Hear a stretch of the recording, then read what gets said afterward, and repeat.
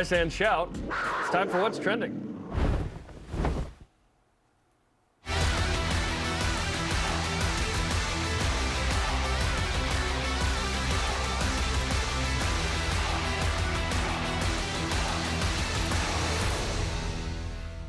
Play those highlights all day. If we just played those highlights the whole show, I don't think any of us would mind. What's Trending is presented by Tim Daly Ford, part of the Tim Daly Auto Group, serving Utah since 1968. Huge day for Cougars in the NFL news. Massive day, of course.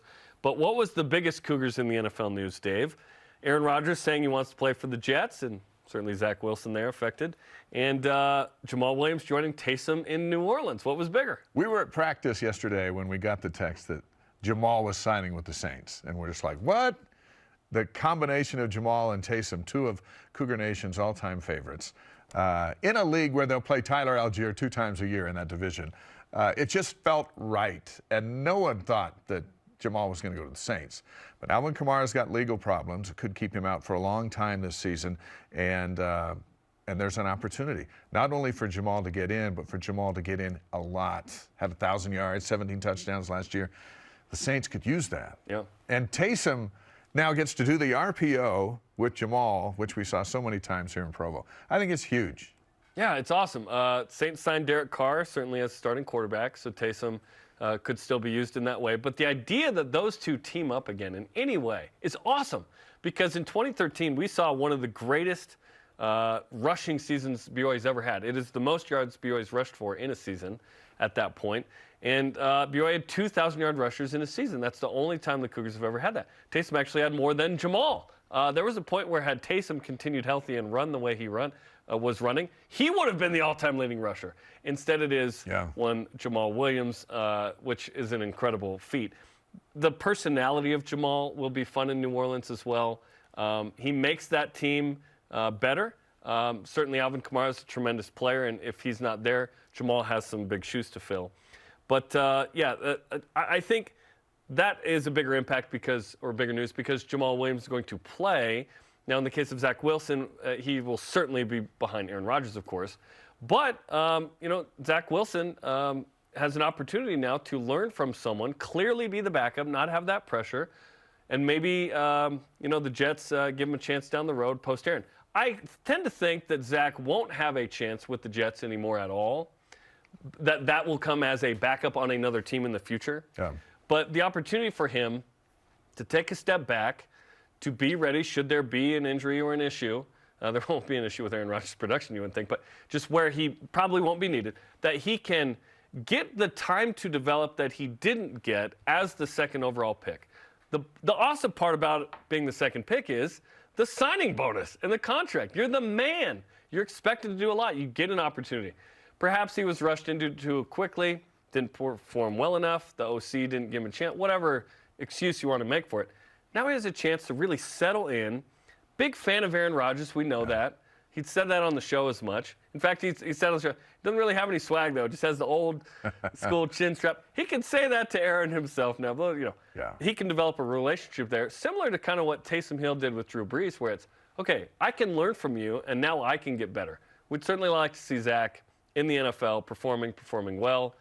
That's not going to happen for a couple of years now, and perhaps, I think, probably on a different team. If he can take this moment and take a breath and maybe a little humility in there and just go, okay.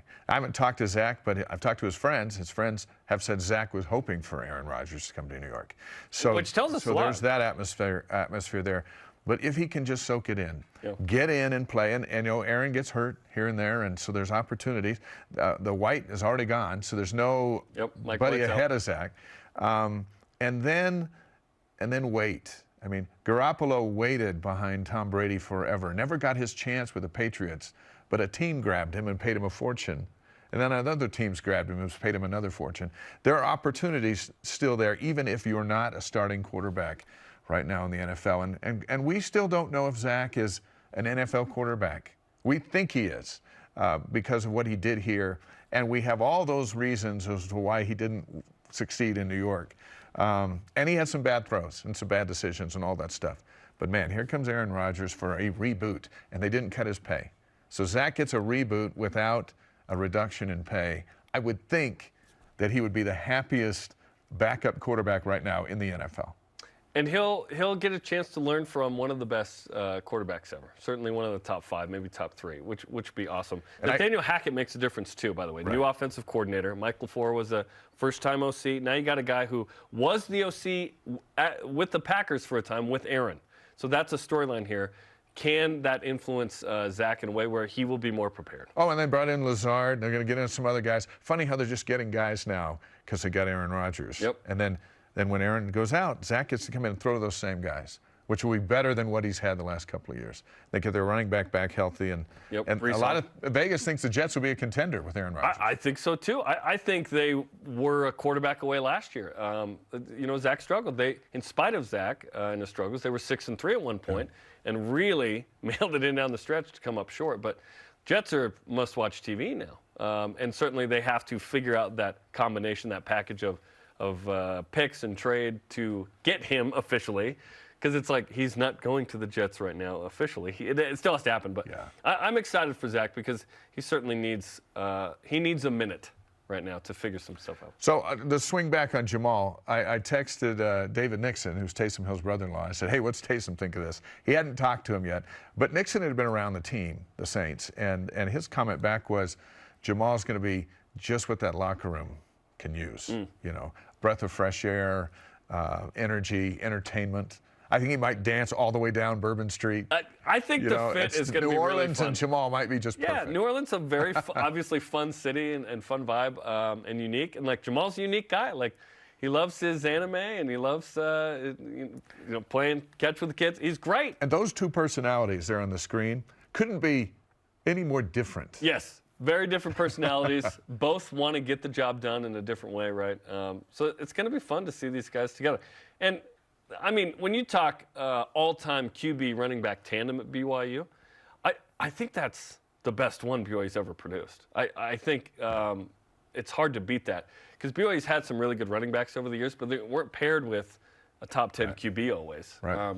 You could argue Robbie and Lake were up there, and Max and Harvey were tremendous, right? And you could argue Zach and Tyler in 2020. Doman and Staley had it going. Amazing, right? Jamaal and Taysom are certainly in that convo of best ever QB running back tandem. So envision this. The Saints get down there to the 3-yard line. Taysom's in and Jamaal's in. They break the huddle. This is Taysom's a BYU at quarterback. dream. Jamaal's to his right. As a defense, now you're dealing with a guy who scored more touchdowns than anybody at running back last year in Jamaal. And Taysom, whose history speaks for itself. And now Taysom gets the ball. He gets to decide, am I going to run it or is Jamaal going to run it? And the defense has to get ready for both. That's going to be must-see TV for BYU fans. And what kind of a nightmare for a defensive line? It's going to be awesome. Saints appropriately named for these two guys. So it's going to be fun. Yeah. And they're both getting paid. We like to see them be successful. I like the $8 million guaranteed. Lunch is on Jamaal. The Athletic Stuart Mandel was with us yesterday. And he said a lot of things about expansion, all that stuff. But then he dropped a couple of lines in there about when asked about Gonzaga in the Big 12. And he goes, well, it's going to be a matter of weeks for this to happen as opposed to is it going to happen? Here's what he said. It's inevitable for a couple reasons. One, it's obviously a very attractive basketball conference. Two, Gonzaga is only going to leave the WCC if the conference they're going to is willing to take all their sports and not just men's and women's basketball. And the Big 12, from what we have been told, has given them that assurance. I don't know that the Pac-12, the Pac-12 is just not far enough along to be able to make any sort of assurances to Gonzaga. So we think Brett Yormark is obviously priority number one is those Pac-12 schools. Right. Waiting to see what happens there. But whatever happens there, I still think they want Gonzaga. Stuart Mandel yesterday on BYU Sports Nation. Is Gonzaga to the Big 12 good for BYU? Sure. Previously I've said, listen, I'm cool not playing them again. But if they're in the league, great. Now you have a Western partner. If there's no one else added, I would imagine they would seek to add more. Obviously, we're open for business, as we've talked about. You know what? It's going to be tough no matter what in that league. How much tougher can it get if you add Gonzaga and Arizona? It's going to be tough to make the NCAA tournament, period. Right. But if you added Gonzaga and even in Arizona or whatever, yeah. But hope now you're the best league by far. You're the best league by far now. Now no one's touching you ever. You could break away and have your own tournament. You and really, claim a national you really could. You really could. Yeah, I almost say why not at this point. Obviously, bringing Gonzaga in, there's a familiarity there with BYU and all the other sports that BYU competes with Gonzaga in. Obviously, men's basketball leads there. But I wonder what the difference is between inviting Gonzaga and, say, Colorado based on the coach. Now, hear me out. If you invite Colorado to the Big 12 thinking, hey, we want Deion, Deion's going to be gone in a couple of years. He might be gone in a year. Yeah, if it works. If it works. And if it doesn't work, he'd be gone too.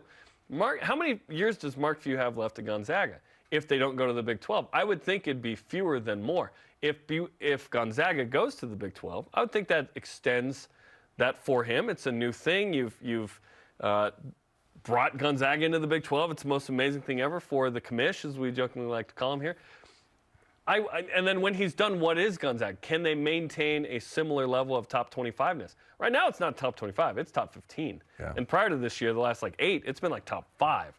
So I just wonder if this is a Mark Few move. As opposed to a Gonzaga move. As opposed to a Gonzaga move. Yeah. Yeah. If I'm Gonzaga, I go to Mark Few and I go, okay, we're going to do this. I want a 10-year commitment that you're going to be with us for 10 years. And then that gives us 5 years to figure out who's going to come next. But if you get tired, and Dave Rose the other day was saying, hey, I'm glad I don't want any part of this NIL business. The way recruiting's done, I am so glad I'm out. All it takes is a health scare or a spouse that says, hey, let's get out of this, or just getting tired to where you're out and glad to be out, but your program's now in where it's got to fight to stay relevant because they don't want to go in there and take last or the middle. Gonzaga will think they're going in there to compete right at the top. To win it, yeah. And why wouldn't they? But I would need a guarantee that Few's going to go, oh, okay, I'm gonna be here for a long time. I like it because of the familiarity it gives BYU. There's comfort in familiarity. That doesn't mean BYU's going to beat Gonzaga, but BYU knows what it takes to compete with Gonzaga. They don't know what it's going to take to beat Kansas State, Kansas, West Virginia. Have we ever played West Virginia? Baylor's good. You just go on down the line. Texas in basketball, it seems like that will be tough. Of course it will, but there's no history. Gonzaga, BYU has a history. They actually know how to beat them. They know how to beat them. This last year, they could have beat them twice. They didn't, but they were right there. And so I think when you're talking about, hey, what games does BYU feel the best about playing in the Big 12? Why wouldn't Gonzaga be one of them? Just because, well, we played them tough for the last 12 years. Give us something we know, and we're comfortable with that. That doesn't mean we're going to beat them, but at least we know how to beat them. Yep. Everything else is going to be learn on the job, I think. Yes, there's a familiarity there that is comfortable. It's like, oh, hey, listen, they're a better program certainly than BYU. They're a better program than almost everybody. Right. But yeah, hey, I used to be kind of anti this. Fine, whatever, great, just load them up. Let's go. More 4 corners. more. Yeah, more is more. Yes, it is. Our